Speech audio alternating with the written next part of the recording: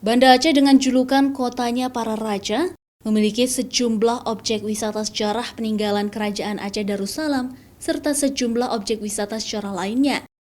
Salah satunya adalah kuburan Kerkhof Pocut, tempat makamnya para serdadu Belanda yang tewas dalam Perang Aceh rentang tahun 1873 hingga 1904.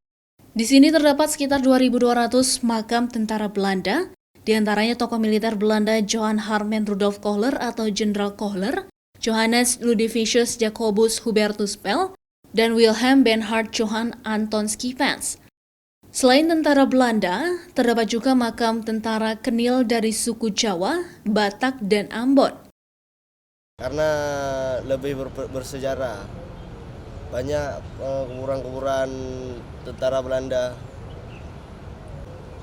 mengisi waktu liburan sambil jalan-jalan ke tempat-tempat bersejarah saja. Selain makam Kerkhof, ada beberapa objek wisata sejarah lainnya yang bisa dikunjungi. Data dari Balai Pelestarian Kebudayaan Aceh, ada 673 objek diduga cagar budaya, serta 7 objek cagar budaya yang sudah ditetapkan secara nasional terdapat di kota Banda Aceh. Salah satunya tadi katakan misalnya Kerkhof. Nah, Kerkhof ini kan bukti sejarah.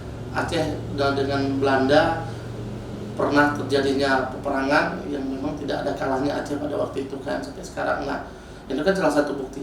Tapi kita tidak melihat dari Kerkhofnya. Kita melihat dari makam raja-raja kita yang sekarang kan itu menjadi ikon ya. Ikon baik secara kajian, baik secara kedatangan tamu ataupun orang ingin melakukan sebuah pengembangan atau pemanfaatan apa yang berguna terhadap makam itu, maknanya, makna dan nilai-nilainya apa, itu kan cukup luar biasa. Mengisi libur panjang, tak salah datang ke Banda Aceh mengunjungi objek wisata sejarah. Selain menambah wawasan serta pengetahuan, Anda juga akan mendapatkan keindahan yang ada di setiap lokasi wisata sejarah di kota para raja-raja. Nova Misdayanti, Kompas TV, Banda Aceh.